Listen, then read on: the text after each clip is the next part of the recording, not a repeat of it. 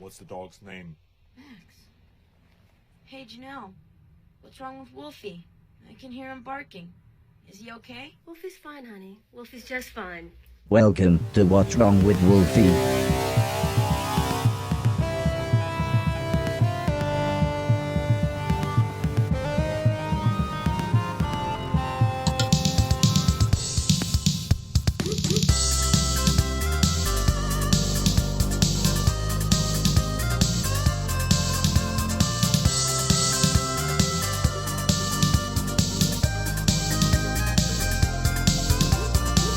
Greetings and welcome to What's Wrong with Wolfie, a retro podcast dedicated to the pop culture of the 80s, 90s and 00s. My name is Jason. And I'm Rich. I'm Chris. And I'm Steve. And with the recent 30th anniversary of the UK release of Jurassic Park, we grabbed this opportunity to discuss one of the best films ever made. So please join us as we have spared no expense and find out that life does indeed find a way as we jump into Steven Spielberg's Jurassic Park.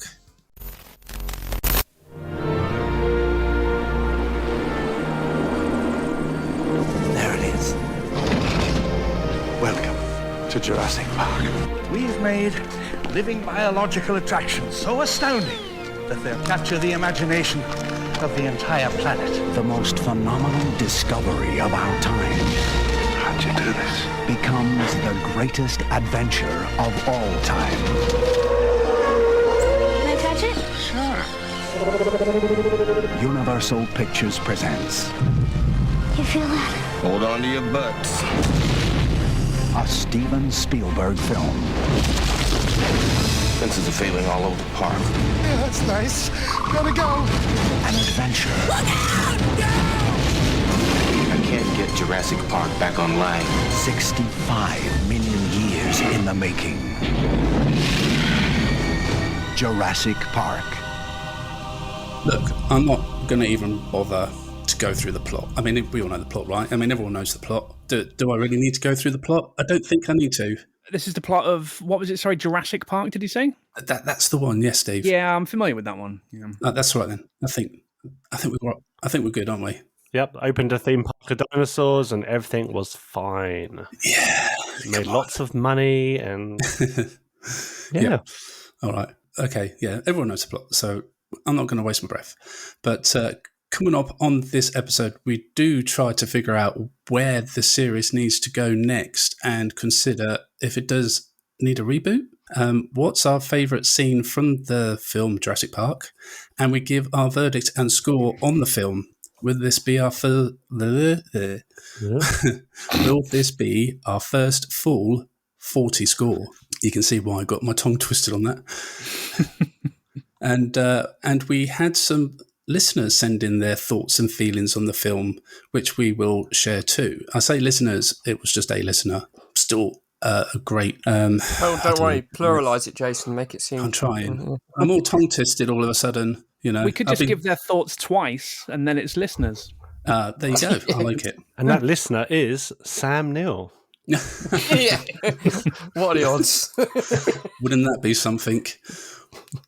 But anyway, to start us off, we share our memories of seeing Jurassic Park for the first time and what impact it had on us afterwards. And Chris, let's kick off with you, mate. Well, it was 93.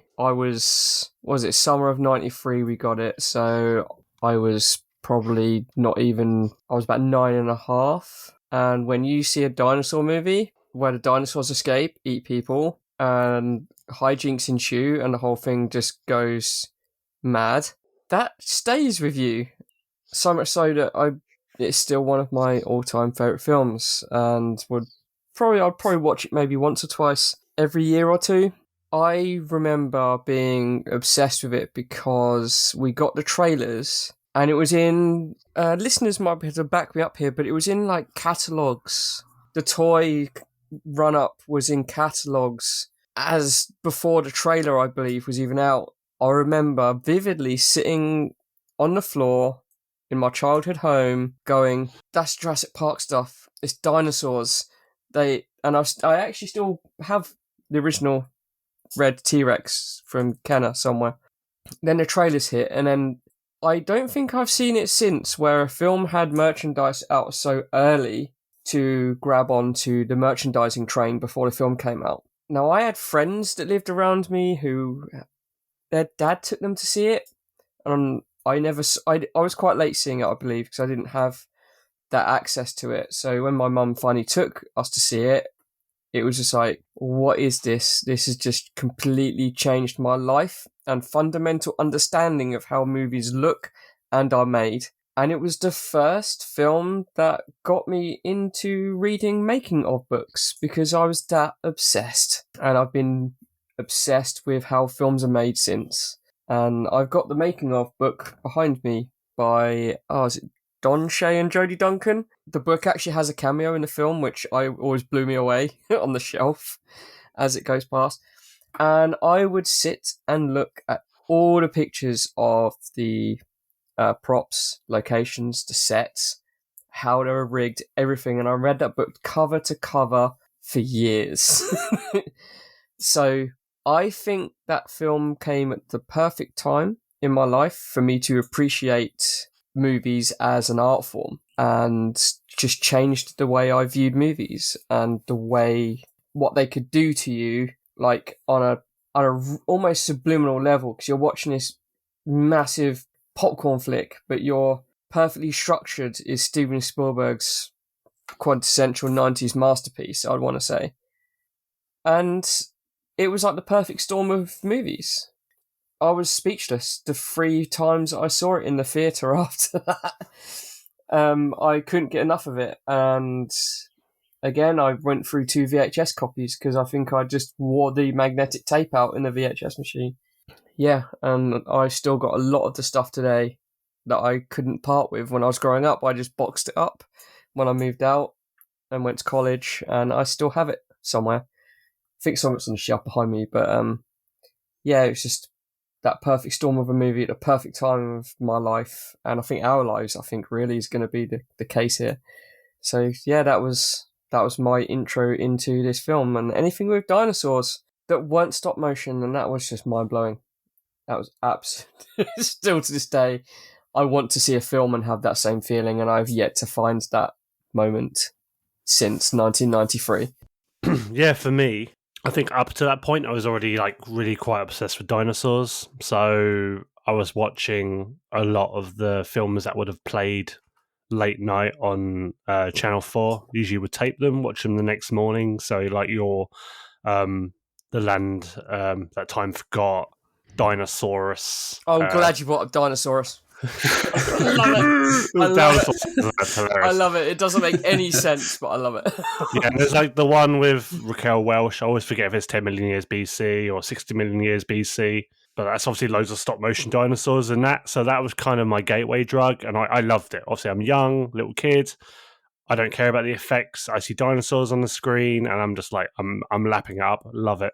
And obviously, this film came out, and it's just a spectacle. And probably this is the first film that I actually went to see in a cinema other than Ghostbusters 2. So this would have been the first time I went with my parents to a film since then. And by then, I was, coming up on 10 years old. So I was already kind of getting a bit more mature to appreciate the experience. I bought into the hype. It wasn't just some day out to watch a fun film based on something I watched as a kid on TV, in the case of Ghostbusters. I'd seen a lot of the hype leading into it, and obviously again this was like a pre-internet age, so really the hype consisted of watching movies, games and videos on a Saturday on ITV with Steve Priestley, showing you some clips, and I was like, oh whoa, what's this, and then seeing the ads on TV. And like what Chris said, the merchandise came out ahead of time to kind of pull you in, and I got the Diamond Damage T-Rex. I got obviously the Raptor. You pull the legs back so it screeches. I was completely on board for this film. Completely on board. I've got one of those. Yeah, still fantastic. And yeah, I still remember the day. I have recollections of when I went to cinema with my mum and dad to watch it, and the thing that still sticks out to me was just how loud it was. And as a kid, I was just on the precipice of being too scared to want to watch the rest of it, but I was so enthralled and just blown away and fascinated. I just wanted to go on this ride. I wasn't like, Mum, Dad, oh yeah, I want to go home, take me out. I was on board, and I was so in love with this film. So in love with this film. Like from the opening with the raptor in the cage to the climax, just every second I was just hooked. And what I loved about it, and I think I appreciated this even at a young age, what I loved about it was that even the actual merchandising was baked into the film. It wasn't this thing that was separate. It was almost kind of meta in a way that Jurassic Park was an IP within the film, and you saw the lunchboxes in the gift shop. You saw even the fact that you've got the logo on the doors of the visitor jeeps. You've got uniforms. It's on the bloody gates. For God's sake, it's just. Don't forget the dinosaur plushies, which I never. And the dinosaur plushies. I never got one. I was so pissed when I was a kid. Yeah, where's my Dilophosaur plushie? I wanted a Velociraptor plushie, and I never got one.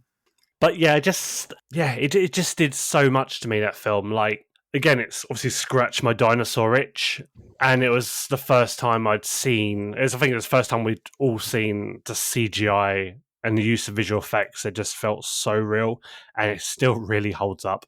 30 years later, I still rate it higher than some Marvel films that come out, where it's just oversaturation of CGI now. This, every shot, whether it was a mixture of physical or practical CGI, it matters. And you actually realise, in a way, how few visual effects shots are on the film. It's like, I think it's like 8 minutes, isn't it? Something? It's insane. Yeah. It's insane. But because it matters, it feels like it's 50% of the film. Because your mind is filling in the blanks so much, and you're so like rooted into that location, you feel like you're there. That even when you're not seeing dinosaurs on screen, you feel like they are around you. It's a masterclass in filmmaking. And whether it's from a young age, seeing it when I was an impressionable 10-year-old, to now, like on the precipice of 40. It's still now, it just holds up. It just makes me so happy to watch this film. And it's not one of those things where it's like, a lot of stuff nowadays where you look at it with this kind of like social media nostalgia where you just talk about it and put a little cute post out to talk about, if you like this, your childhood was awesome and was shit. It's like, this film matters so much to me. And yeah, I just adore it. And yeah, I can't say any more than that, really. This is like my childhood, this film. Mm-hmm. And even films that followed that kind of had that same vibe, whether it's Independence Day or hell, even at the time, Godzilla 98, I was on board for that. I was like, hell yeah, this is going to be amazing. Nothing comes close to Jurassic Park. There was just the perfect time, the perfect film. It lined up with my interests, what I was intrigued by at the time. And it was an experience I got with my mum and dad where they loved the film as well. And it was just spectacular. So it's funny with what you're saying, about the parents and like the scary parts of the film, because this was a PG, wasn't it? This is the first time I saw it. It had that kind of like little, what's the word, almost like a disclaimer on a poster, like not suitable for those under 8 or of a nervous disposition. It was like, right, okay. Ooh, this is like, hold on. It was like, at the time I was like, hell yeah, I want to watch this. This is going to be some cool stuff in it. Like, I just remember that. And this obviously, it wasn't this film. It was actually Mrs. Doubtfire that kicked off the 12 or 12A thing. And it's surprising that this film got by with a PG and it actually still carries a PG. Yeah. Some films have actually had their ratings changed like retroactively. Even I think like Ghostbusters is like a 12 now, I think. Probably because of the blowjob, but I don't know. So I think I've talked about this before on this podcast. The first film that I saw in the cinema was either Home Alone or Disney's Peter Pan. But in my heart, spiritually, this is the first film that I actually saw in the cinema. Because I think those other two, I was just kind of dragged along and I didn't really know what was going on. I was like, cool, I'll sit in this big dark room and watch whatever's going on. But with this film, I had friends at school who had already seen it and I'd heard about it.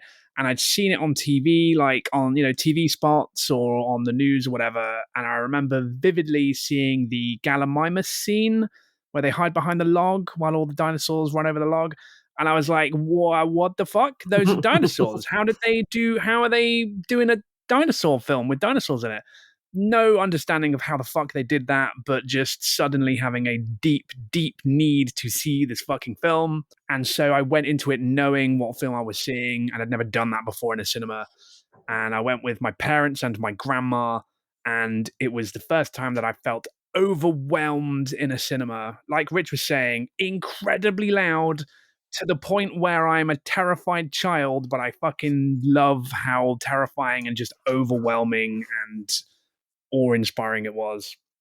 And like I turned up thinking I'm going to see some dinosaurs, but like the opening scene is kind of moody, and you know they're bringing the velociraptor in that cage, and you don't really see the velociraptor, and then it gets a bit loose and it grabs one of the guys, and Muldoon's like shoot her and all that, and I was like, this isn't what I expected, but like I sort of through Jurassic Park I kind of learned what films could be, and I learned a little bit about the structure of films and how you tell a story, and like Chris, this got me interested in films and how films were made.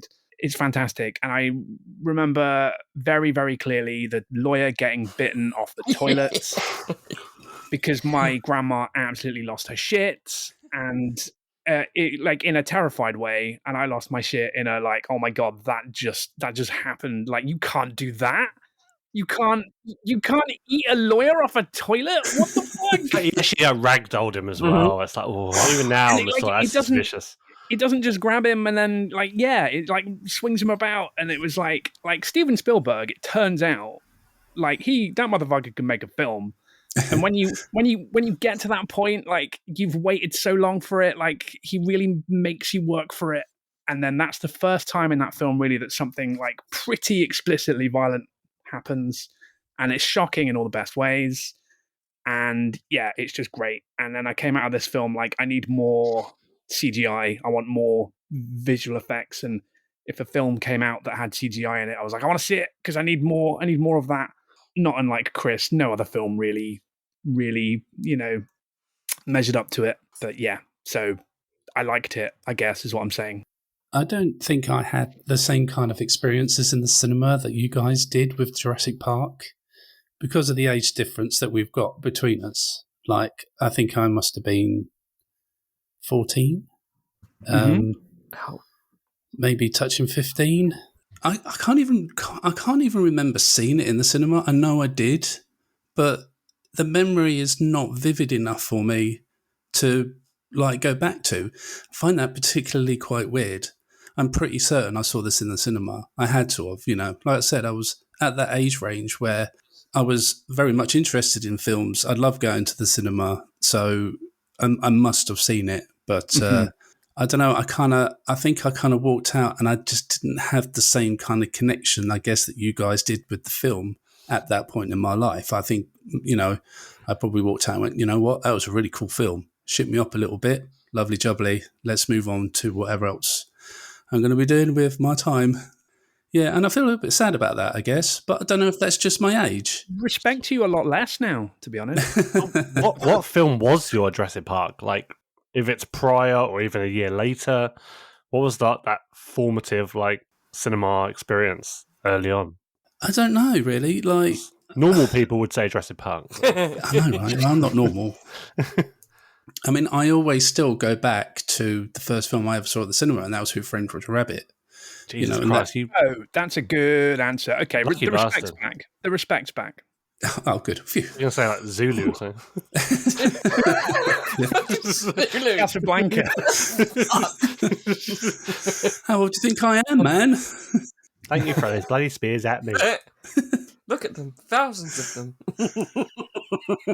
Okay, so I guess like Who Framed Roger Rabbit is, you know, a very it's a spectacle as well. And if you've seen that in the cinema, I can see how Jurassic Park maybe wouldn't hit the same. I like Jurassic Park. The opening of Roger Rabbit is like insanely awesome. Yes, it's like it leaves an impression. Like, and I think I must have been around the age that you were when you saw Jurassic Park. So I think that probably was my defining cinema moment it's still etched in my brain, that moment of going to the cinema to see Who Framed Roger Rabbit with my brother. So lucky. And just absolutely just loving the whole experience. But, you know, we're not here to talk about Who Framed Roger Rabbit. Hopefully one day we will be. But so, yeah, seeing Jurassic Park in the cinema, it was a great experience. And I kind of went out and I just kind of moved on to the next film and whatever else. So yeah, but over the years, I've rewatched it and I've formed a more connection to the film and more appreciation for what the film did at the time that it came out and where the film industry was and how much of a defining film this is, not only for, let's say, the story, and bringing back dinosaurs and all that kind of stuff, but obviously the CGI that was still quite new for Hollywood. And we kind of started to see films starting to bring in CGI that did it well, Terminator 2, for example. But a lot of films were still struggling with it. And this was the first one that just kind of fit. It didn't look out of place, and it kind of worked with the practical effects that they used in the film too. And, I've come to grow to love Jurassic Park just as much as everyone else over the years of rewatching it and reading about it and all that as I've grown up to come to the point of just loving Jurassic Park probably just as much as you guys do. But I just didn't at the time it came out. So abuse me, whatever you want to do, but that's just the facts. Is this the first?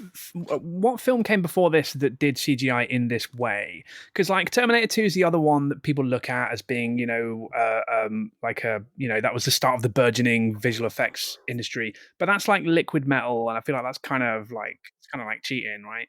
Jurassic Park, they're trying to make a thing that looks real and put it in a real shot. I feel like JP was definitely the first. Do you think so? Yeah. I want to say Jim Cameron's The Abyss, but that's still experimentally kind of Terminator 2-ish territory. The Abyss looks great, but again, it's kind of abstract, isn't it? Like, I can't think of any other film that's earlier than this that has convincing real-world CGI stuff. What amazes me is all these YouTubers that are like, they do a top 10 visual effects, don't they? And they're like, oh, Jurassic Park CG takes place at night for a reason. Yes, but what about the Gallimimus hunt that takes place bang smack in the middle of the movie in broad fucking daylight and holds up texturally, animation, compositing, everything in broad daylight. And again, broad daylight in the end, it's there and they have the balls to put it full frame right in front of your face and it still looks blinding. So what's so jarring about that scene in the best way as well is that it's like your first time with the Rex outside of the scene with the visitor jeeps. So you're kind of like you saw him in the rain at night, and then suddenly it's just like pow, comes out of the trees, and it's just boom, sun. Look at all the blood. Yeah, I just love the way they just throw it at you because all you've seen up to the point is him in the rain or her in the rain at night. It's still looking fantastic, but yeah, they just slap you in the face with him. Like they've just got confidence, like with the visual effects, just to do that. That's what I love about Spielberg as a filmmaker. It's just a constant cock tease the entire film for half of the runtime, and all you can hear are. And I've said before, cock tease, got ya. Stop saying that. It's a family podcast. And then the fight in the museum bit around the skeleton at the end, that's when you come. Yeah, precisely. And then you chill out and sleep on a helicopter afterwards. Like you see the brachiosaur and you just like, oh yeah, it's great. It's one of the best shots in cinema history where you see it from their angle and it's framed a shot at ankle length, so you're seeing it from their point of view, looking up. And it's misframed because it's so big that it doesn't fit in the frame, and that's deliberate. And so many films these days are like, oh yeah, cameraman's conveniently placed 2 miles away, it's fine. But by realistically misframing it and then having the camera come up, it works. And then all of a sudden, boom, you hear animal noises throughout the entire film. It sets the mood right in the offbeat with that Universal logo that comes around. And you get those jungle sounds. You still hear almost like the crickets, grasshoppers sounds. And then you hear sounds that you're not quite sure what they are. You can't identify it within the first 5 seconds. Just with jungle noises, Spielberg's put you at like unease. And then, So that boom. This is like, and then so throughout good. the entire film, you're just hearing these things and distant noises, and then it's just a full-on sensual onslaught after that, and it's just brilliant. Sensory or sensual? Did you say? Yeah, you know, It's like, it's been a day. Jesus.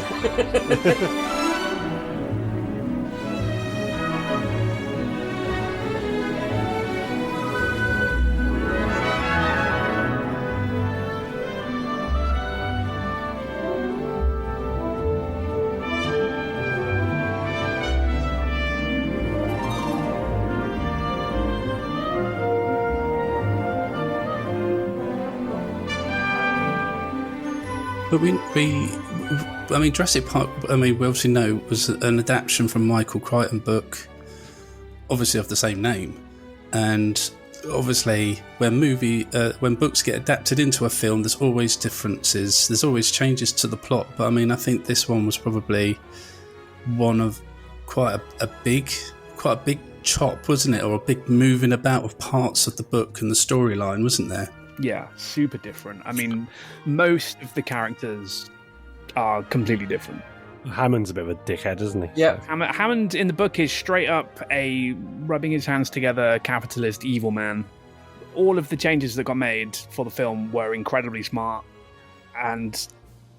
But, you know, I mean, I read the book a long time ago. I remember liking it. And obviously you got to credit the book and credit Michael Crichton. But all of the changes that they made for the film are perfect. Yeah, I think I brought this up when didn't we record Jurassic Park about 2 years ago? Yeah, we have done a Jurassic Park episode already, yeah, but hey, look, this one's different because that one we went through every part of the film. This is a companion piece. I remember that was the last time I read the book for that recording. And having Michael Crichton do the screenplay with David Koepp is a good thing, because David Koepp has been known to literally take the book and put it on the Nazi book burning pile and write his own screenplays. And this was very close, and like Steve said, they've amalgamated characters, they've deleted entire sequences which were too expensive to film at the time, or they couldn't film, and it sticks very close but cuts through all of the crap that you don't need in a film version. And it's very, very well adapted. Probably one of the, I'd say, best novel to film adaptations to actually not miss the point of the book, which some adaptations do. Looking at you, The Lost World, 3 years later. Speaking of Lost World, didn't Hammond get the deer to death from Lost World in the book? Didn't the compies get him? I thought so, yeah. Hammond was killed by compies in the book, and then how different is that? How different? But like Steve said, Hammond's a dick, even to his grandkids. And yeah, there's the Lloyd characters amalgamation of like 3 or 4 different characters, but it works from a logistical storytelling point of view, visually storytelling anyway. Yeah, I think if they'd stuck to Hammond the way he was in the book, it just wouldn't work with the plot of the film that they went for. You need a grandfatherly visionary character, don't you? Yeah.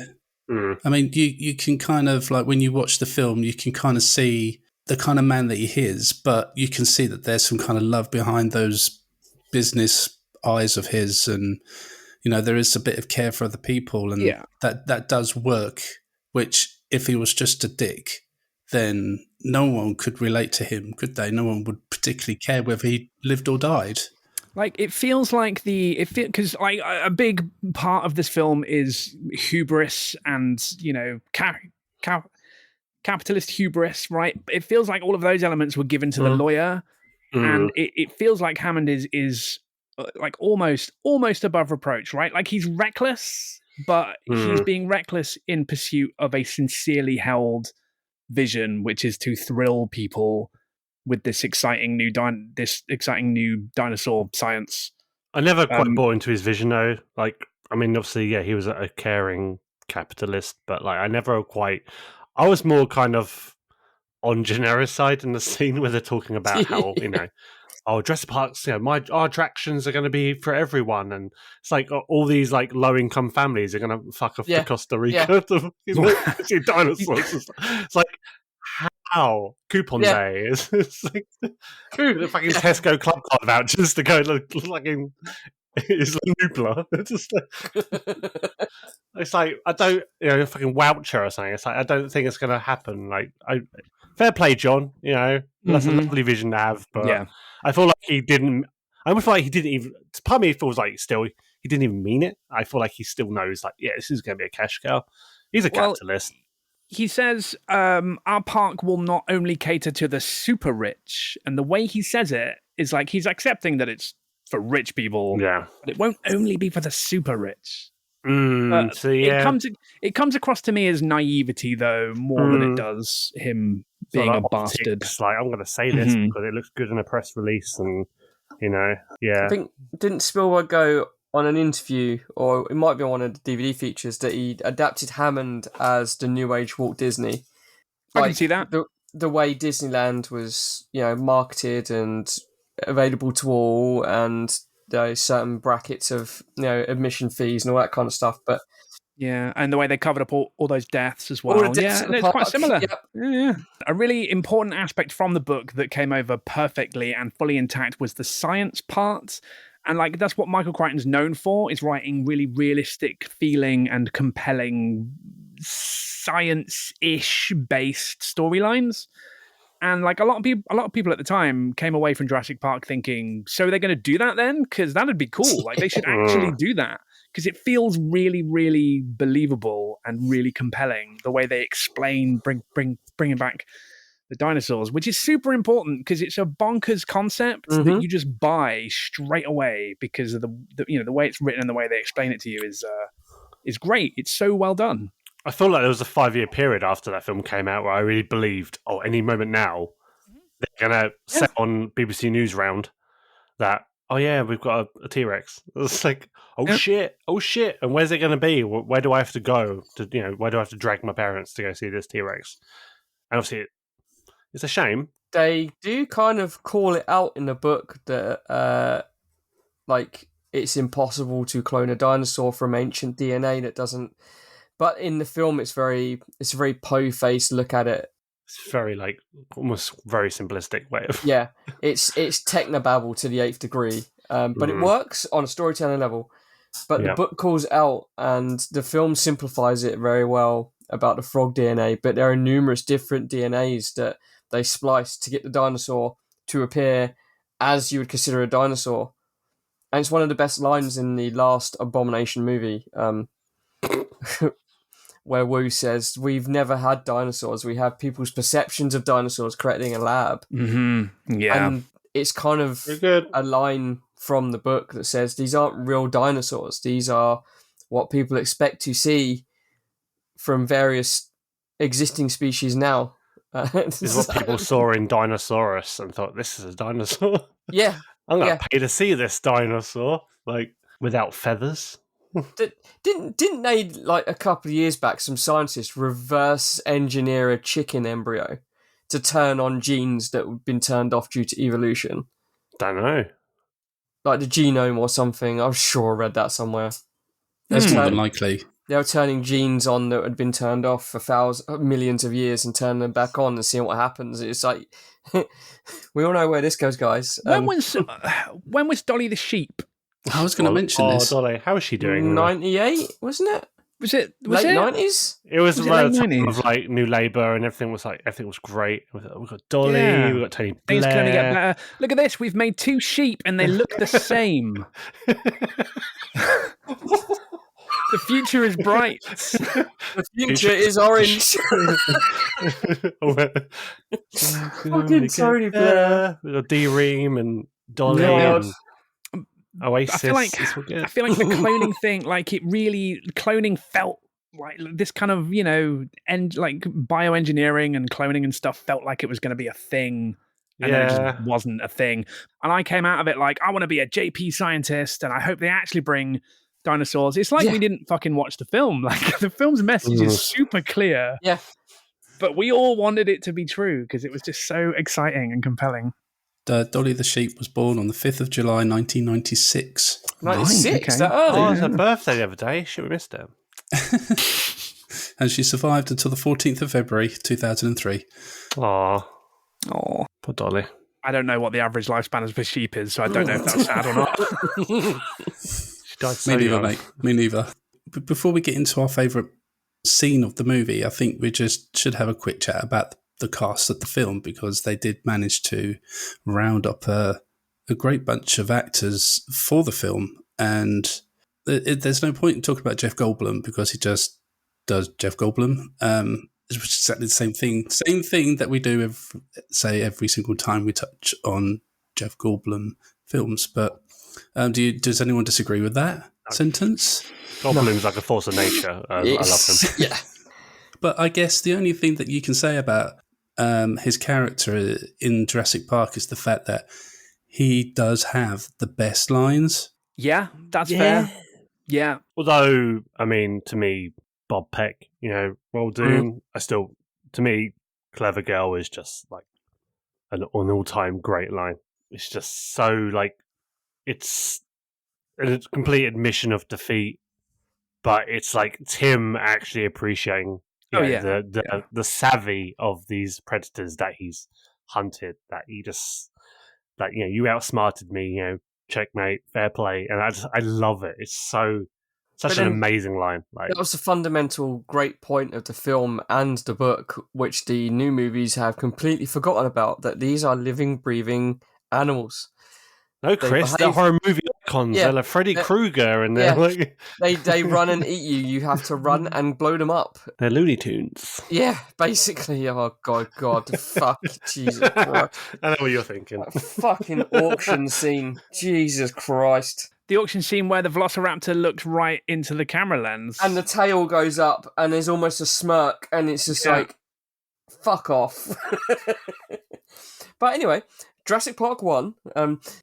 Don't say Jurassic Park 1, please. Don't cheapen it. Sorry, Jurassic Park, the Jurassic OG. World Origins. Legacy Jurassic Park. They will do that, Chris. They will do that. They will rebadge the DVD. We know what happened. But to treat them like animals and like was different, because the monster movies that we've had before then are just like, run away, run away. These were actually living, breathing animals, and to have people appreciate them and try and guess what they're going to do next, like Rich said, Muldoon, the game warden, Ian Malcolm, the other behavioural specialist around the park, was great. And it went into the Lost World as well, and then quickly got forgotten about after that one. The other scene I think about as well is when Newman's trying to get away in the Jeep, and I don't remember the name of the dinosaur that gets him, the one with the collar that goes... Dilophosaur. Yeah, that dinosaur also, that scene is frightening because it's an animal that's behaving unpredictably. It doesn't just kill him straight away. Like, it behaves really animalistically, and it's really unpredictable. And he throws the stick for it, and it just watches the stick and doesn't chase it. And yeah, it's great. It's almost kind of bird-like. He's playing with the prey. It seems... I mean, that's why people think love the Dilophosaur. He seems very unassuming and kind of friendly. Lovely little bird calls that she makes. And then horrific. Full-blown terror. Yeah, but we've all had those moments in zoos where you see a tiger or something go for the glass or something, or for another tiger, and you realise, fuck, they've got some energy and some fucking weight behind them. Got no fucking chance. And to have the Dilophosaurus be absolutely terrifying along with the Velociraptors, just... Those two dinosaurs made the T-Rex just look like... The T-Rex is the T-Rex, but those are terrifying because they are the height of a human, the arms are positioned like a human, and they are terrifyingly quick and calculating. And the fact that you're blinded when you're being eaten alive as well. Oh, I know, yeah. Like, Just... is it maybe a good thing, or is it way worse? I mean, was it like an anesthesia type effect or something? So, yes. But the way he gets spat at, and I'm pretty sure that's not kicked in by the time he gets eaten in the Jeep. Yeah, no, I think it just blinds you. I don't think there's any anesthesia going on there. Also, I'm going to say it's probably a lot worse. Yeah. Yeah. Just senses are just heightened to the shit. It's like every ounce of pain and like just everything has just gone through the roof. It's like, no. It's just that hissing and oh god. And the rattling of the frill was, I remember going like, what the fuck is this? Like, what the hell? Yeah. So cool. It just speaks to the primal parts of your brain that tells you to just run or freeze. And there's a part of the conversation we had in our first Jurassic Park episode of a fact that it was probably Chris who said it about where he slips on the rocks and you get the cartoon. That was Rich that said that. Tied to the thing there, and then put down this thing here, and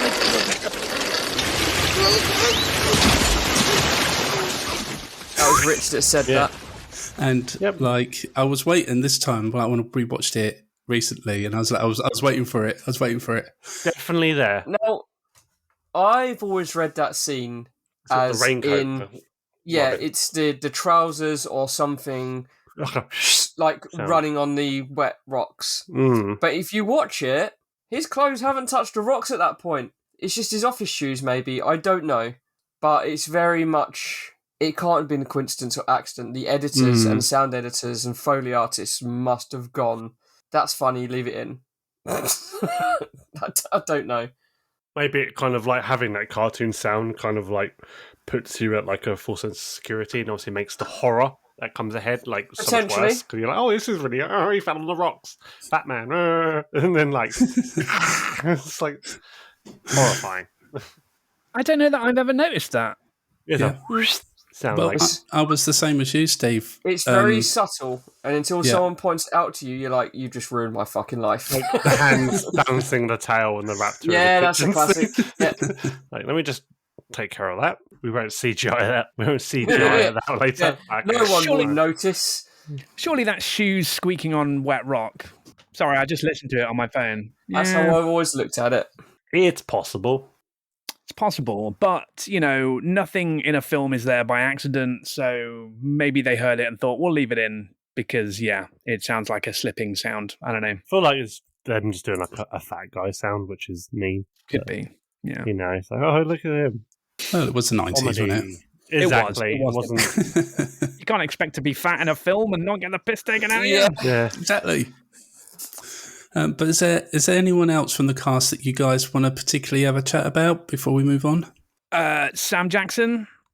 Yeah. Yeah. Before he made it big. Yep. It was just like so like this guy in the film before he was Sam Jackson. It was like, oh, it's just this guy. Yeah. It's like, and then suddenly it's like chain smoking engineer guy. Then Tarantino found him, and boom, there he is. You still see him in the film. You don't think it's Sam Jackson. No, it's this guy. Because he's not playing a Sam Jackson shouty, African American character yet. He's just playing a computer dude that drinks coffee and chain smokes. He's great. He's great. Get these monkey fighting raptors of this Monday to Friday. Generator room, The closest he got to was, I hate this hacker crap. I hate this hacker crap. Yeah, because he's always got a fag in his mouth. Yeah, it's quite weird to watch this and then go and watch Secret Invasion like 2 days later as well. So to de-age him, it's like it messes my head up so bad. So and I was thinking that as well because they de-age him in Miss Marvel. Is it Miss Marvel? No, is it Miss Marvel? They de-age him in? Yeah, I do. Yeah, Captain Marvel.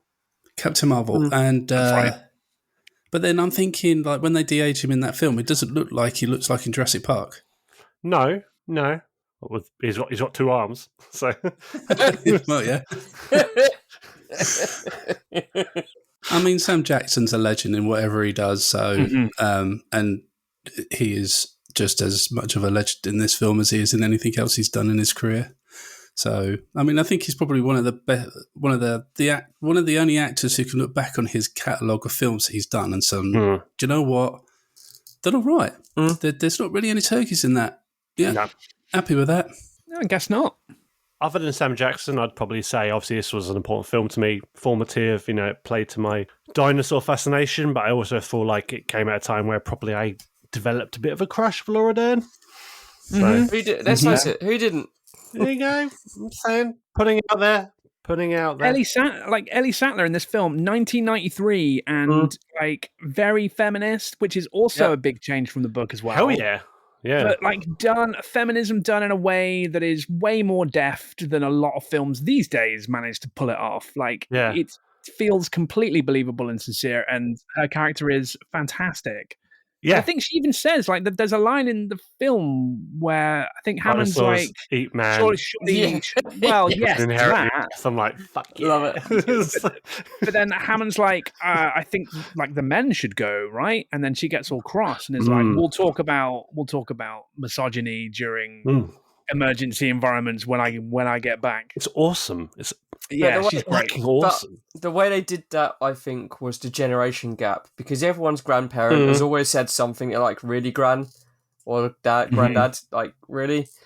I get that, but in the book, she's a student. Yeah, I remember because like Alan is like way more her senior, isn't he? He's like bearded barrelly bloke, isn't he? They're not a couple. It's not even implied in the book at all.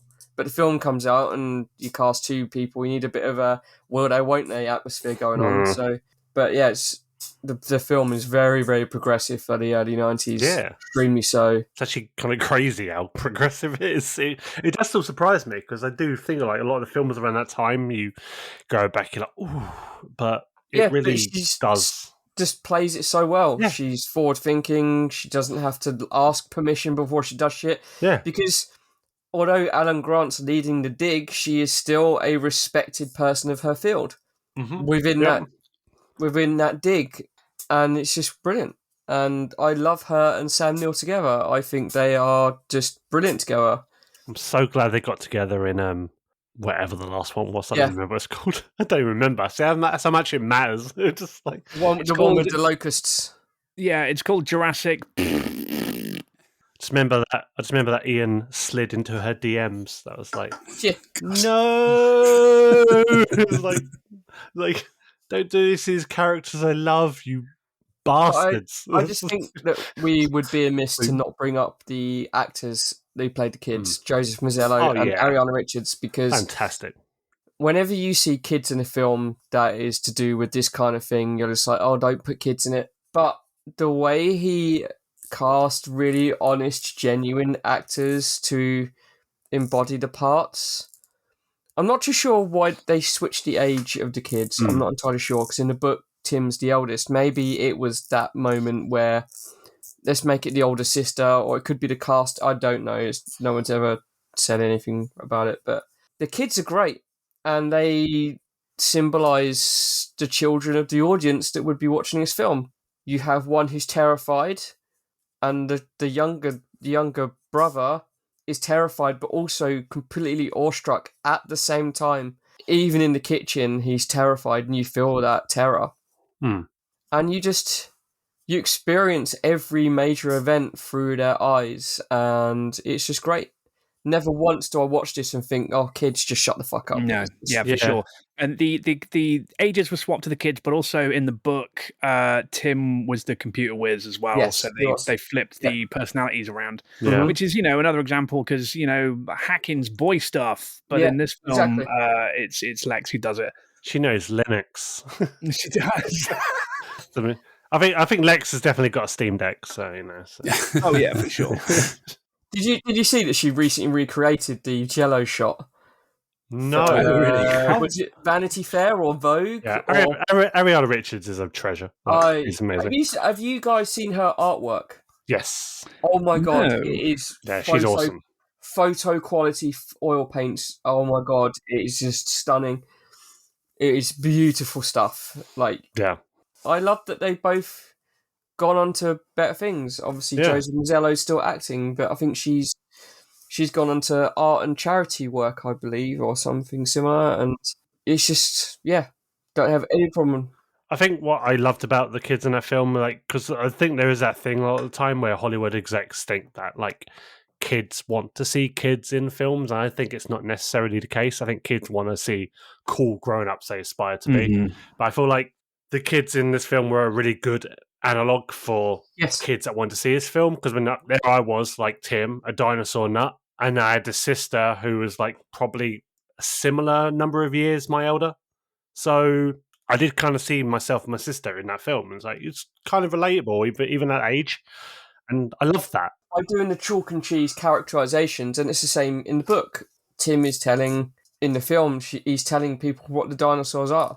Mm. That was me. I was obsessed with all things sci-fi and, like you said, dinosaurs. My brother was a sports nut into football, and my mum wouldn't know a T-Rex from a brachiosaur, so I was that annoying kid at home, just like you, and we all had that, where you are that, and then finally you see a film that's for you, and you're just like, yeah, give me some more of that, please. We should jump to our listener feedback that we received from Carl, and this is what he had to say about Jurassic Park.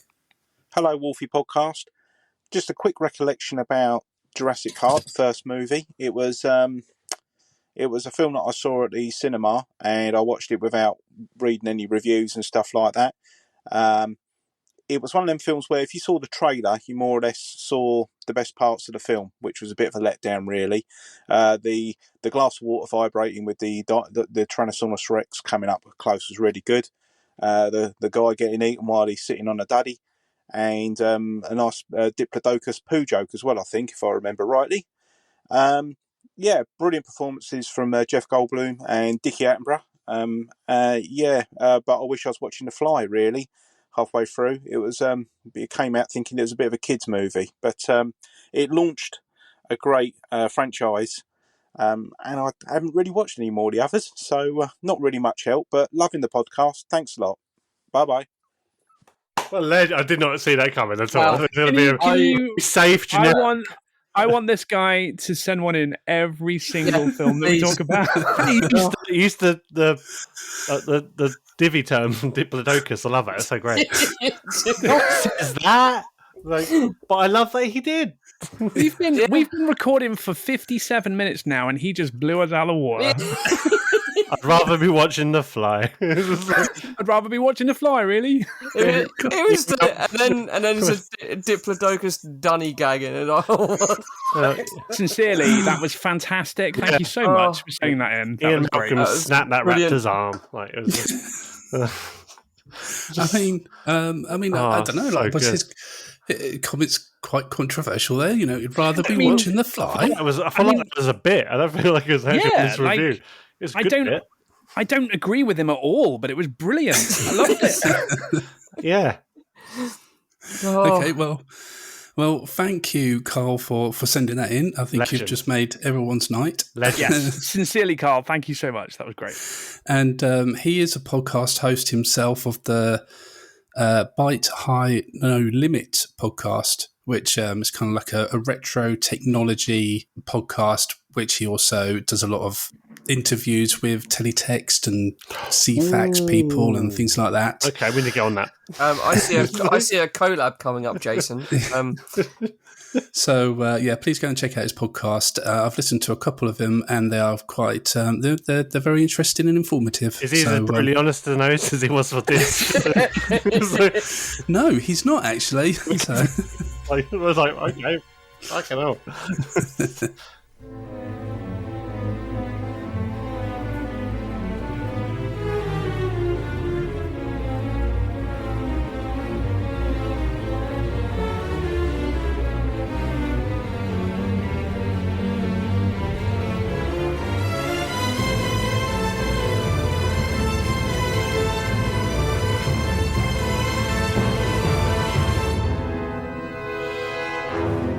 Okay, well, we think we've recovered from Carl's comments there, so we can get into our favourite scene of the film, and let's go to Steve. I liked it when a lawyer got eaten off the dunny. No, but the best scene I don't know. It's really hard to choose. I feel like I say that every time, but the kitchen scene is the one that really stands out for me. This was my choice as well. Yeah. It really, really shows off that balance of CGI and practical effects. And again, Steven Spielberg, he knows how to create tension in a scene. look out for this Stevie Spielberg guy. I can see him going places because he seems to know what he's doing. Terrifying scene, really well done. It's got everything. It's got the really good pacing. It's got the really good tension. You really understand what's going on. You know where you are in that kitchen the whole time. You know where the velociraptors are the whole time. It's just incredibly well done. It's a masterclass in, tension, horror. It's great. It's fantastic. And the bit where you think the velociraptor's going to get him, but it's actually a reflection is great. Because again, they're animals and they're dumb in some ways, right? Yeah. I mean, I think what I like about that film more so is like where we've had a lot of the film where it's like all being bombastic and, it's been a spectacle and had all this action and everything else. And then we get this scene where it's just like, it's quite quiet, really. It's quite suspenseful in that quietness. There's not a bombastic soundtrack playing in the background. It's, I don't know, it seems quite it's an enclosed experience, isn't it? And with those factors together and the heightened emotions, I guess, of like imagining yourself in this situation with these two raptors in this kitchen and being one of these children. Just absolutely terrifying, but also absolutely memorizing it all at the same time. It's also like the raptors are in their environment now as well, because they're supposed to be safe. They're indoors. They're supposed to be safe, and now there are raptors from dinosaur times in a kitchen with ladles and frying pans and stainless steel and shit. And like that's maybe the first time that happens. I think really in that film. Still one of the best transitions in cinema as well. Let's hope they don't learn how to open doors. Oh, yeah. And then you see the door handles squeak, and you're like, oh my fucking God. A little quiet bit. It's so just like, oh, God, it's just terrifying. Yeah. That's when the film kind of almost feels a bit like a slasher. It feels like that's the killer in the house, and it's the final girl trying to, like, just that cat and mouse through the house upstairs into a different room, but it's all within the confines of this, visitors attraction kitchen. And there's only one way out as well. And the other raptor. This is where you see him the first time or second time in the film, pack hunting, where one is covering the exit and entrance. That's messed up. And the other one is walking around, and you're just like, oh my God, this is insane. So messed up. Yeah. And there's that little moment where they kind of fall out with each other as well, which is really good. Yeah. And the fact as well, because they kind of like, it's that whole like reveal as well where you feel like, okay, one's opened the door and then suddenly realize, oh shit, there's actually three. It's just like, it's like, shit. And also you see the big claw tapping on the floor, and that's been set up right at the beginning of the film where he explains to the kid what the raptor does with the claw, so you know exactly how much danger they're both in. Oh, it's so good. It's so good. You don't see Alan say they communicate with their claws. That was a complete fucking curveball from the director to the audience going, yeah, they can communicate by tapping as well. Like, get the fuck out, what the fuck? Like, just tapping and communicating is just... Well, wasn't that just a person with like a raptor shoe on or something? I hope so. I'm not entirely sure. They did have raptor suits for the scene where the raptors are standing on... Not running, I don't think. But as they were standing full motion, I think when one of the raptors goes up and spits into the air, I think that's a guy in a raptor suit, I believe. Really? And in the Muldoon stalking scene, I believe because it's more forgiving in a jungle. As for the running scene between the legs, I don't know how they got that shot. I've never even thought about that until now, actually. Yeah, because they get that shot right behind the legs when Tim's running towards the walking freezer and he's kind of sliding on the ice. Everyone feels like that's a purely practical effect because they're right behind the hills. Yeah. And it's never occurred to me, actually, to be honest. I noticed as well, you saw about the Muldoon scene, you can kind of tell it's practical because you always notice with the raptor when it's like just going to town on Muldoon, like the mouth is quite fixed. It always looks like it's a practical thing. It's not very animated. I don't think it's obviously a shonky visual effect. It's just... Pretty sure it's a guy in a suit. Yeah. Which is really fascinating. If you just look up Velociraptor suit, and everyone will know what I'm talking about, it's just insane. The guy's sort of like crouched up, like in this kind of like crouched stance on stilts, and it's just like, what the fuck? Yeah, sod that. And also, has anyone ever noticed how quiet the pans are that they cook with in that? in that one. No. Ever since I was a kid, when the raptor jumps up on top of the worktop, all the pans fly off the worktop and don't make a sound when they hit the floor. Didn't notice that. It was 2 or 3 years ago I noticed it, or maybe someone spoke about it on some video, and I was just like, what the fuck? Like, your brain for some reason fills in that mistake, and it's like, ugh. I never noticed that. I don't know. No, nor did I, but we'll do next time. And it's weird. There's the one bit where stuff goes crashing down, but maybe that's just a bit of the There's label. several parts, yeah. So maybe that just gets lost in there and you don't really notice. That's another flawless part of CG is the raptors jumping onto those worktops, because it's flawless, and it's so... I don't know how they achieved it interstate, because you've got like complex keyframing and motion control has to be done on that scene to get all of those composites, and it's just mind-blowing. Computers, I believe, is how they pulled that off. Just, it's astounding. Even now you look at it, it is incredible. Like, we keep saying this film really holds up, and that's correct. It really does hold up. But like, I feel like that's not the right way. Like, it doesn't just hold up. Like, this film's 30 years old, and it does not look 30 years old. Nope. It looks fucking incredible still. Like, it's crazy. It's crazy how good it looks. Okay, Chris, what's your favourite scene? Each one of us are going to mention a scene that we'll find mind-blowing, but as much as I loved the achievement of the T-Rex scene, and the fact that they did a CG range, CG car, CG kids, and T-Rex all in the same one shot is astounding.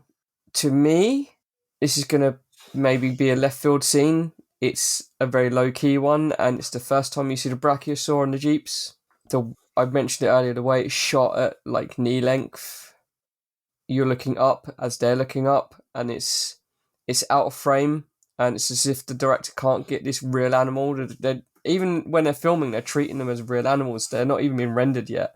And it's just a glorious scene. Those glorious John Williams strings come in really slowly. They build up. It kind of gives you goosebumps and makes you feel really emotional, and you're seeing this amazing thing, an achievement of genetic engineering. No one's seen a dinosaur ever in the history of mankind until humans come along and develop this technology, and you're seeing it with them for the first time, and from a low angle, and almost like a child looking up at an adult who's looking up at a dinosaur that no one's seen before. And it's a beautiful scene. It never gets talked about enough. It's a simple scene. It's a low-key scene. Nothing happens, but you see dinosaurs for the first time in the film, and it's gloriously shot and framed and scored and even acted. Like, you believe that these characters are seeing this thing for the first time. All of them are in such awe, and it's glorious, and it's the first dinosaur shot of the entire film. Well, apart from the glimpse of the raptor in the beginning. I don't think that's left field at all. I think that's a great choice. That's iconic. That shit's iconic. Laura Dern rising out of the Jeep and taking the sunglasses off in disbelief. Like, amazing. Yeah. Magic movie moment, that. Which they tried to replicate, like, they kind of did a nod to it in the latest Jurassic Park film. Did anyone notice that? Yeah. It's like when she was looking at all the corn that had been eaten by the locusts, she rose out of the Jeep and took her sunglasses, and I was like, fuck off, film. Don't do that. Don't you leave that scene alone. There are certain parts of that fucking movie that just pissed me off. But you have Alan Grant and you have Ellie Sattler, and where do you put them? In a fucking cornfield with locusts. Yeah. They're the legacy characters of the IP. But then the fucking T-Rex walks past a fountain, which is circular shaped, opens its mouth. Oh no, yeah, I know. And it's the Jurassic Park logo. And you're like, get fucked. Actually get fucked. It's almost as if... I shouldn't have brought up the latest film, I'm sorry. It's a sore point. It's a very sore point. You can see them going to the T-Rex as if it was an actual actor. Right, now walk behind the thing, and you know the logo that's everywhere. Mimic that. Fuck off. Yeah, so I just... Great choice of scene, Chris, in the original Jurassic Park from 1993. I mean, was that unscripted, that scene? I can't, for some reason, something in my brain's telling me that it was a bit... dinosaur did improv, I think. Yeah. Entire scene. Fucking hell. I'm not entirely sure. There are different takes, and Spielberg's never released deleted scenes. And if you watch the trailers, some of the deleted scenes appear in the trailers because the trailers are stitched together so early during editing and principal photography. And there's a deleted scene in a car where she's talking about the plants and where it was found and what it is. That's right, yeah. But the scene, I love that scene because Ellie's the last one to see it because she's so enthralled in this extinct piece of plant that she's got in front of her. And the book is very similar. In actual fact, it is almost identical. They all notice differently at different times and they're all speechless. And I love that scene where it's no one says a word to each other. And again, Spielberg keeps your attention. No one says a single word for about 3 minutes. And it pans up and they're all staring. And you just slowly hear these footsteps. And then you slowly hear these noises. You look up and there it is. This dinosaur. It's just glorious. And that music too, man. Like, Jason, when you piped in the trailer, like, just hearing that music swell is like goosebump time. I still get like a little bit of my throat. Yeah. Like, second best piece that John has done, is it, apart from Indiana Jones? My favourite scene is definitely the one where the personal assistant gets cruelly killed by some pterosaurs and a mosasaurus in a veiled example of misogyny by the director. Oh, sorry, that's Jurassic World. Jurassic Park would be... I'm going to be unoriginal. I'm going to say the whole T-Rex escape the paddock scene. Just everything about that. It almost feels like that's when the movie kind of excels. Because even though you see, like, you kind of get the raptor dining scene, it's all very kind of hidden. The Dilophosaurus is the nearest you get to an actual moment, but when the T-Rex, from the moment it eats the goat to the wires, the cables pinging off the electric fences, and the T-Rex has that moment where it's revealed and it just lets out that roar. And I remember even now, like the cinema just fucking shaking, and I was just like, I didn't know how much I was excited and terrified. Because I just knew, oh shit, shit's bad now. There's no power in this park. This T-Rex is now just roaming amongst the people. Like, it's got free reign. You know, the raptor's already out at this point as well. And it's just absolutely terrifying. Like, you really, again, going back to what I said about with the kids, you really, as a kid, they were like that. They were the analog in the film, and you felt every moment they were in this upturned explorer, just this T-Rex just toying with it like it was a die-cast model, and they're inside it just fearing for their lives. And you've got Alan and Ian just watching it, and the rain the whole time, the pitter-patter of just raindrops. Whether it was now with my like little surround sound at home or even in the cinema at the time, that whole scene is just like sensory overload. Just the rain's constantly. And just the roar, the footsteps, the mud, the squelching, everything about it is just overwhelming and scary. And it's just, there's so many moments. Like the moment that explorer flips over to the flares when Ian's running, trying to lure the T-Rex away, to Gennaro getting ragdolled. It's just so much going on in that scene. But it's so beautifully done that it's not like a lot of films nowadays where it's hard to tell what's going on. It's just slow, methodical. Every shot matters. You know where everything is at the time, the geography of the scene, where the kids are, to where Ian and Alan are, to where the T-Rex is. It just is, it's a masterclass of filmmaking. And obviously I say that now as an adult where I kind of appreciate that stuff more. But even as a kid, it was just enthralling. And I appreciated it even then in quite a similar way to what I do now. I didn't just think, oh yeah, dinosaur. Yeah, it really appreciated the craft of it. And it just hooked me. And I couldn't take my eyes off the screen. I was so excited that I didn't care. I was scared. I didn't want to leave. I was just like, I was here for it. And yeah, to me, that scene is just fucking amazing. And it still holds up as like one of the best scenes in film history, in my opinion. I still get excited now. If I put the Blu-ray in, I'm always still waiting for that scene because that's when the film just starts to like, oh shit, like stuff's gone bad, and it's just so good. It's fantastic scene. And no music either. No music at all. It's just I didn't say that. It's like, oh shit. It's literally scored with Rain. tension. Rain is your backbeat. And then it starts with those cables being ripped and that electric sound. And then like almost like laser beams. Yeah. And then the shit just hits the fucking those fan. creaking, like the supports where it's just like the wind swaying, and it's just it's awful. The goat's gone. The poor goat's goat. gone. That's right. The goat's gone. And then it lands on the window. Yeah. With a satisfying meaty squeak. And if you have like good sound system as well, they really emphasize that goat leg, because it's like boom. It's just like it's I don't appreciate that. But and the lawyer runs to the toilet. When you gotta go, you gotta go. Yeah. I can think of more places to run though. I just like saying the Lord's Prayer while sitting in the toilet. Like, because that small shack is not going to protect you from anything. It also just like the peril just keeps coming as well, right? Because they get squished into the mud, and then the T-Rex is like nosing the car around, and they've got to move around the opposite side of the car, and then they get shoved off the edge into the paddock, and then they're hanging off the cable, but now the car's coming off at them and is going to drop down, and they've got to swing left and right, and then the scene ends with them on the ground, and the car like falls on top of them, and it's not over until that point. It just keeps going and going and going, and it's amazing. Yeah. Okay. Well, before we have a quick chat about where we want to see the Jurassic Park franchise, there's no world franchise in the future, we should just give our verdicts and our score to a Jurassic Park and get it up onto our board. So this is the interesting. Will it get the full marks? Will it be the first one to grab those 10 out of 10s? Oh, ye of little faith. Well, Chris, okay. Come on then.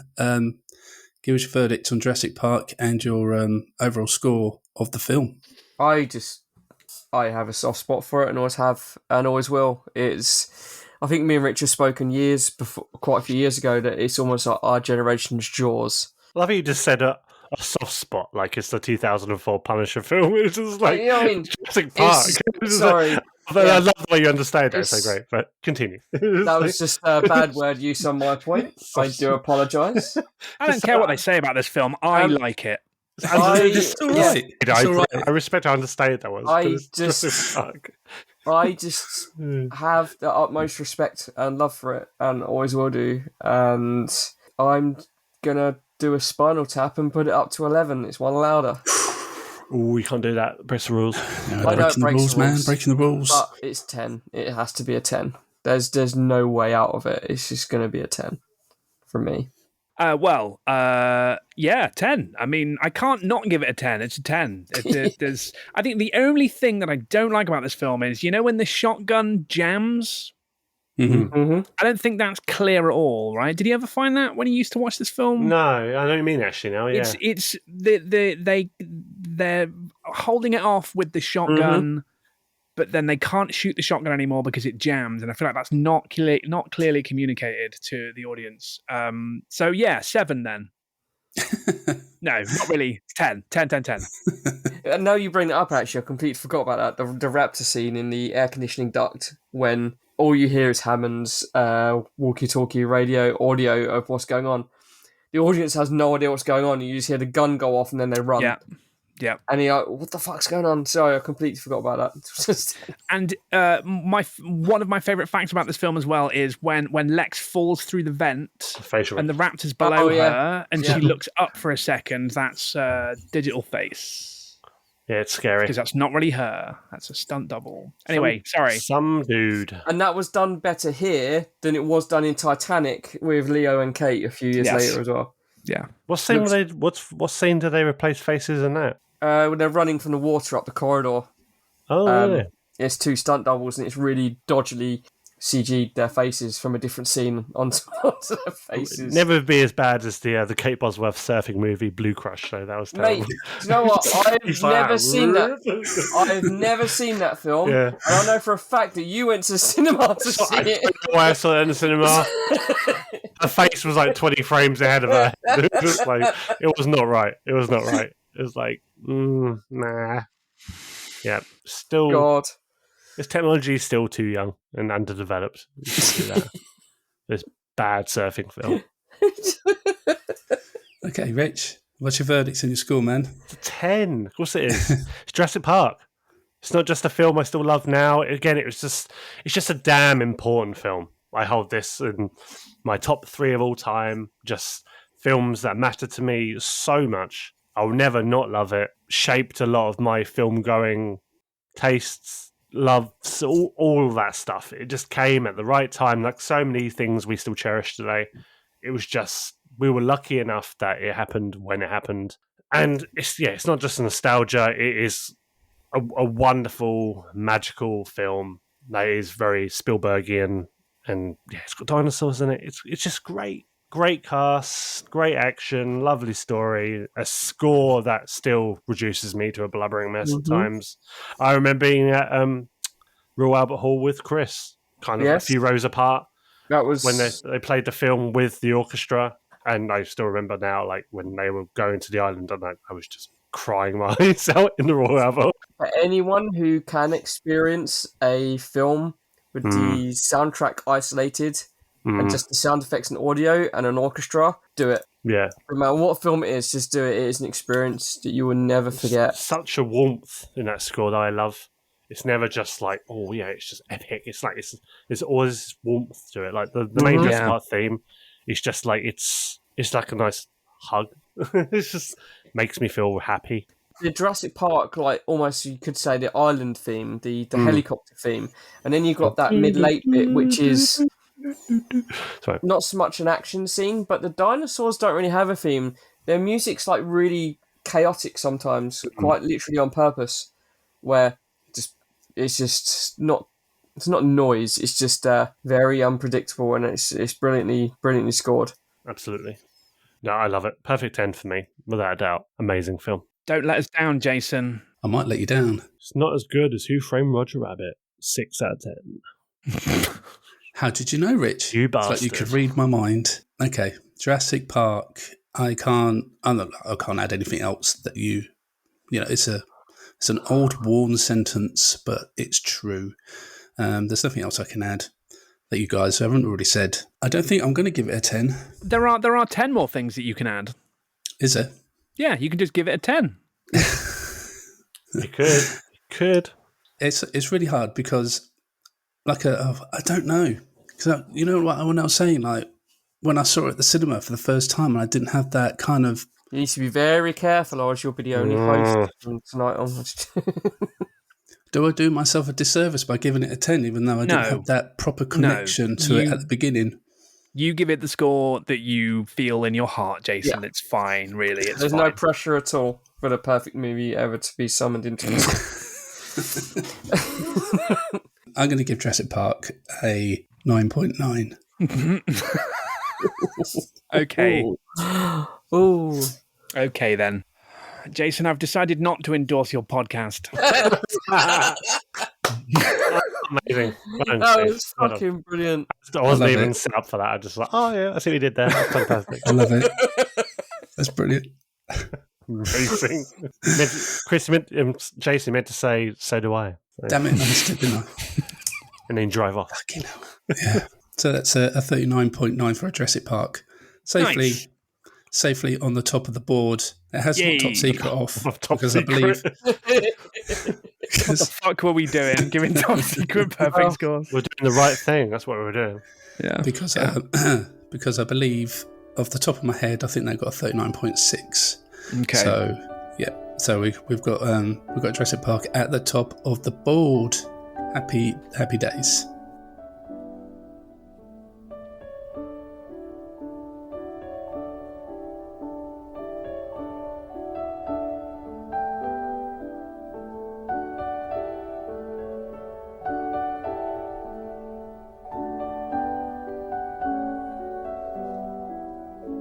Touched upon it throughout the podcast about the sequels and the Jurassic World films and where they've gone with Jurassic Park, and it's not gone the way in which it should have gone. I mean, we're not happy about how they've handled this continuation of the Jurassic Park story. And I think we're all kind of hoping now that they've done Dominion, and this being the third in this Jurassic World trilogy, that they're just going to leave it alone now, for now. I mean, they will come back to it at some point. And what do we hope that they're going to do when they do come back to it?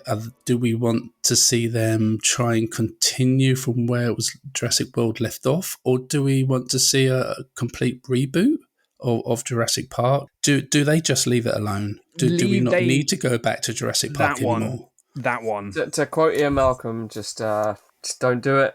Just leave it. Don't do a prequel. It's like concerned with whether they could. They didn't think whether they should. So yeah, don't do a prequel. Don't do a period piece prequel in like the 80s or whatever. Just just stop. Oh. Just stop this Hollywood machine of. Just don't even think about it. Don't even wish it into the universe. It sounds really bad and kind of like weird, obsessive behavior to be like protective of like a brand and an IP and a logo, but I do take massive umbrage with how they've kind of almost like terraformed the brand to be this Jurassic World now. Like if they do like a Jurassic Park shirt and like Primark or some shit, look at the label. It's Jurassic World. It's like it's all on the Jurassic World banner now. It's like no, like World is like Park is some like ironic offshoot of it. Like it's for the old fans, it's for the legacy fans of the IP. You know, it's like it's just wank. It's corporate wank, and I hate it. Yeah, they've done that at Universal as well, haven't they? Like the whole Jurassic Park rides, they've all been rebranded to World as well. Bastards! Like it's like I get it. I know it sounds weird, but yeah, it actually kind of does actually kind of upset me. It's obsessive, deranged. Like I want to just like no, but you get like attached to these things that you love, and to see it defaced in a way and stamped on, and then pissed over by people who don't give a shit and don't respect it. I think like Jurassic Park, the original Jurassic Park still exists and you can still go watch it and it's still a masterpiece. And I don't necessarily think the original Jurassic Park needs to be protected. I think what makes me cross about it is because this mining for content, like those last three films were dog shit, right? But they made so much money. Like $1.5 billion, wasn't it? For so much money. Even though it was generally agreed that they were dog shit, but they don't care because they make a lot of money out of them. And what upsets me about it is that we will never, ever get another Jurassic Park again because they've worked out what the formula is. They've worked out what the algorithm is to make a film that generates a lot of money. And it doesn't matter if it's dog shit. Like, that's what's upsetting about it. I would love it if they could make another film that was as good as the original Jurassic Park, but they never, ever, ever will, because it would be a risk to do that, to deviate from what they know works. And that's the sad fact, is these TV shows now that are coming out are just basically retreads, and they're playing it safe, and they're not doing anything different. They're taking people's ideas and putting their own spin on their ideas, but they're not really these new people's ideas. They're just repurposed. And I think with Jurassic World, it just I don't know. I'm very mixed on the first one. I get what they were doing, but then it just after like 20 minutes, half an hour in, was just like, oh, okay, this is how it is then. Yeah, I definitely went into that film with like the rose-tinted nostalgia specs, and I think for a while I even left the cinema thinking that was really good. It's really good. And I just wanted to believe it was good, and then I watched it again. I was like, wank. The film is designed that way, right? Because there's the guy wearing the t-shirt, and they've got some of the music is in there. And they find the old Jeep Wrangler with the night vision goggles in it. Member berries, yeah. And you know, if you're a true Jurassic Park fan, you'll notice this. Yeah, we've put lots of things in there for the original fans to notice and feel really Legacy good about fans. what they noticed. But like, this was kind of a long time ago now, so this was kind of at the beginning of the member berries thing, right? Yeah. So it sort of worked. Like, it kind of worked on me as well. Like, I didn't hate that film either when it came out. But in retrospect, particularly in the context of the two films that followed, it's garbage. I even now probably still enjoy the T-Rex Indominus fight. It is like a kid smashing two dinosaur toys together. Yeah, I was like, you know what, this is fucking fun as fuck. It's just like... The one thing that I will give the first Jurassic World is because the Indominus Rex is a completely engineered dinosaur, right? It didn't exist before, and they say in that film we're giving people what they want, and it sort of feels kind of meta in that way, that film, and I sort of appreciated that about it. The public is stupid, basically, that's what I'm saying. Yeah, like they want more, so we're gonna give them more. It's not a good idea to do that, but that's what they want, so that's what we're gonna do, and that's what makes money.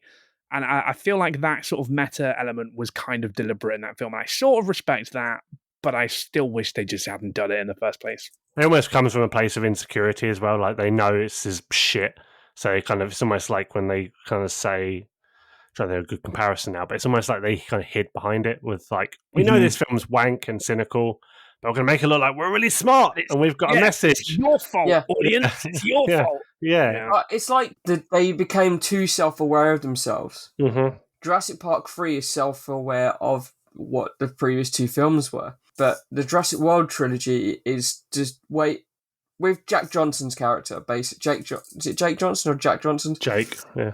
He is the embodiment, like Steve said, of the audience who are going in to see it. The people who are now parents taking their kids to go and see this new movie. Some of the lines are so cringy and self-aware that they even call him out. One of the characters even calls him out on it, and you're just like, and then it just gets progressively more self-aware and more self-parody as the films go on. Especially the third one, just fuck you. You love locusts, Chris. Locusts. The third one is like inept as well. Like it's bad filmmaking. Like it's technically a failure. It's really bizarre. When you see an actor like Sam Neill blatantly bored on set, but then you see him posting on Instagram and Twitter that he's back with these actors that he considers close friends, and then you watch the film and you're just like, dude, you're bored as fuck. What are you doing? Like, I know it's a paycheck, but come on. You're living an amazing life in New Zealand in a farm with your sheep and your dogs, and it's like... Yeah, you have the idyllic life, and you fly to the US and the UK to film this film, and then the PR train was phenomenal, because we're like, oh my god, they're all back. Yeah. And even Jeff Goldblum, as lovely and charismatic as that dude can flirt with a camera, even his scenes were a bit like, oh, fuck's sake. I came out speechless.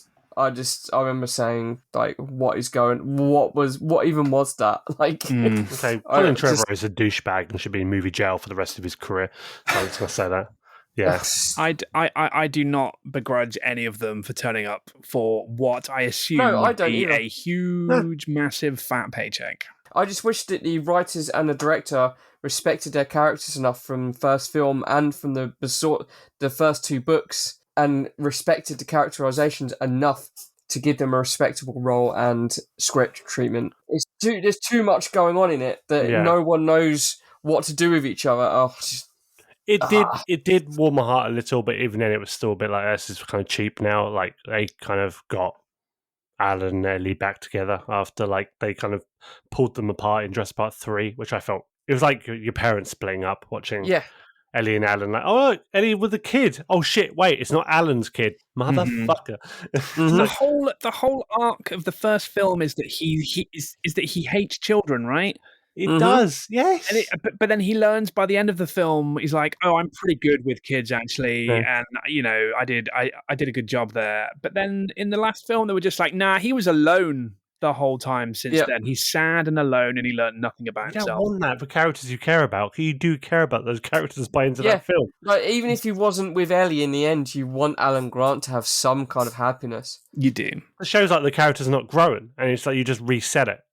Yeah. And it's like he's some sad guy that managed to survive this horrible ordeal and has done nothing for like 7 years. Yeah. And it's like, that's sad. But we're lamenting something that could never have been, because every single executive meeting about this film, it was just people's mouths flapping open with the sound of cash registers. Mm-hmm. Like that's all it was. And content, Yeah. legacy IP content, exactly. I hate Hollywood. Exciting new content from your favorite IP. But like we said, we all know in a few years' time the news will break, and you're like, Oh god, so depressing. I mean, we know that they're going to go back to the Jurassic World Park, whatever thing it is, at some point, right? And I'll go back to my thing that I said in our Prepared Fast Forward predictions for the year about, a prequel TV show of John Hammond and such. And I know you're not that partial to that idea, Chris, but I think if they want to go and do more with Jurassic Park, that's the way to go. They can do what they want, but I won't be watching it because I probably, but that's a lie because we all know that we will at some point watch it to either judge it or see what they're doing with it. Because me and my wife had a conversation, must have been a couple of years ago, and it goes to anything. The big cash cows, big, dare I say, franchise, not so much franchises, but film series. You know for a fact that if you make a shit Bond or Indiana Jones movie or Star Wars movie or Jurassic Park movie, people will go and see it. Mm. It is a guaranteed success depending on if it's shit, moderately shit, or batshit or shit. Just people will see it. It will earn a fuck ton of money because those films are inherently bums on seats. People our age, a bit older, will go and see it just because of the brand association. That's how it works.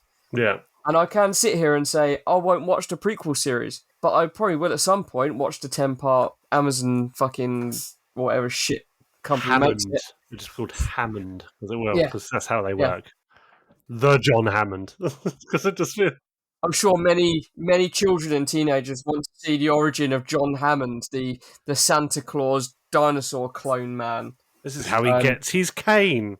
This is how he gets his limp. Yeah. You know what? Yeah. You know what I want to see? I don't want to see John Hammond origins. I want to see the fucking lab where countless fucking people get eaten by things that they don't understand what they fucking are making. I'd watch that. Right? And then that age-old gag, isn't it? Like, bring on another minion. Get in there. Why? Because I'm richer than you and no more than you. Get in there now. And I just see them checking off all these scientists that are just being killed by various different species of dinosaur.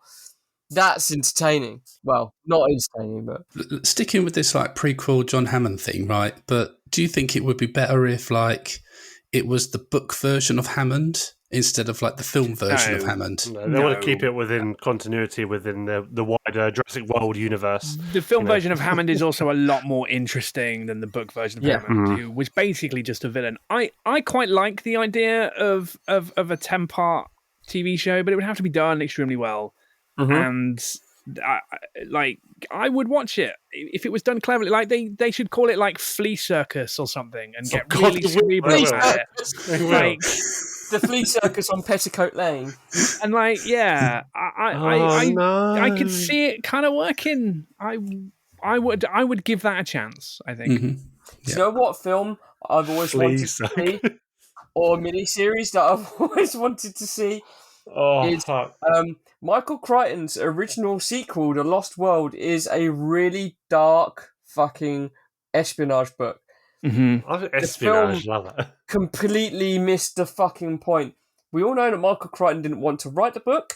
He was asked by the publishers and Universal and Amblin, could you write a book so we can make a sequel? He declined until I offered him a fat fucking paycheck, and he was like, okay, I'll resurrect a character that I killed off in the first book. Right, Malcolm's still alive. Okay. The book is really good. And it's got Lewis Dodgson in it, who no one cares about. See, no one cares. What? Yeah, exactly. And he goes to Isla Sorna, and InGen has sent a team to take dinosaurs off the island, but Lewis Dodgson goes in to sample DNA, and then the Lost World movie happens, and you're like, what the fuck is this? What the hell? These characters are brilliantly written in the book. He maybe didn't want to write the sequel book, but it's fucking great. And then the film happens, and you're just like, wow, we have a teenager who's an acrobat, and we have a wisecracking... She was cut from the team? Yeah. God, don't. Hey, you! To turns me. And we have the fantastic Richard Schiff as Eddie. Oh, poor Eddie. And he's the best character in the film, and he's the best character one of the best characters in the book, and he's the best part of the entire film. And The Lost World would make an amazing either miniseries or I think it's been adapted into a comic book series in the 90s or something, but the film we got was nothing like the book. Yeah. And it was a pure espionage thriller that was just gloriously violent. That sounds great. Yeah, I'll be up for that. I actually credit the Lost World, the second. It was called Jurassic Park Lost World, right? The Lost World : Jurassic Park. Yeah, the book I was actually titled the same as well. credit that film with a pretty early lesson in how Hollywood works and how sequels can sometimes suck. Because I was very, very excited for that film.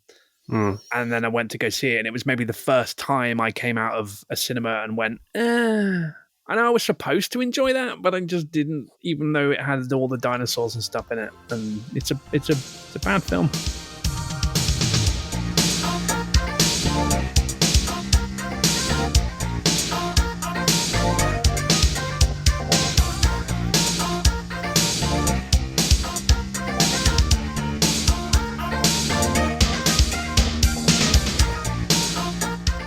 With Jurassic Park on kind of saying that, we shouldn't mess with things that we shouldn't really be messing with. I've asked Chat GPT to write our outro for this episode. Bastard. Don't feed the machine. No. This is why the Writers Guild of America are striking, Jason. We're writing Netflix shows next. I'm messing with things. I'm messing with things that we shouldn't be messing with. Let's have it. I get it. Thematically, it works, Jason. I get it. is. Get it. Yeah. It'll probably make a better Jurassic Park sequel. So It probably would, actually, yeah. So it's a one-time thing. Don't worry, Chris. We'll go back to our normal next time. I'm just messing with you, Jason. Oh no. Anyway, so we greatly appreciate you joining us for this episode. Thank you for listening and being a part of our podcast community. If you enjoy our show, please consider supporting us on Ko-Fi. Or Coffee, sorry. Your contributions help us continue creating quality content. We would also love to hear your feedback. If you have a moment, please rate and review our podcast on your preferred platform. Your reviews mean the world to us and help others discover our show. Don't forget to join our lively community on our Discord server. There you can engage in discussions, connect with fellow listeners, and stay up to date with the latest happenings. We value your input and look forward to connecting with you. Kill. and sleep the rest. Dear. For more content. Visit our website at thewolfiepod.com. Explore a treasure trove of articles, game reviews, our complete back catalogue of episodes, and much more. It's a hub of entertainment and information that we're excited to share with you. Lastly, if you're listening to us on YouTube, please subscribe to our channel and hit the like button. Your support on our YouTube platform helps us reach a wider audience and grow our community. Thank you again for your support and for being a part of our podcast journey. Chaps, it's time to say goodbye. I don't know what to say after that. It's like, goodbye, Chat GPT. Goodbye, I wasn't everyone. expecting something so coherent and sensical. It's coherent, but it's completely absent any kind of charm or I hate it. It's the most clinical. It's just like taking the prompt of podcast, please come back, and then filling in that. Like content, our exciting content hub of entertainment community grow. Press like now. It's horrible. Yeah. Don't forget to like, subscribe, and share. Yeah, garbage. Anyway, it's time to say goodbye. So I am Steve, and this is the conclusion of this episode. Goodbye. I can't. Oh, and I'm Richard. I got nothing. I'm sorry. I'm Richard. I got nothing. I can't follow what Steve just said. So, and think about things before you do them, because people like Ian Malcolm will tell you to. Fucking Jesus Christ! You okay with that? You want to go again, or? My brain is mince, lads. I'm so sorry. Yeah. You sounded like Chat GPT then. Chat GPT, yeah. Have you said goodbye, Chris? See you later, all. Goodbye. There you go. Oh, no. My name has been Jason, and you've been listening to What's Wrong with Wolfie, a retro podcast to the max. We'll catch you next time. Bye-bye. Bye. Bye.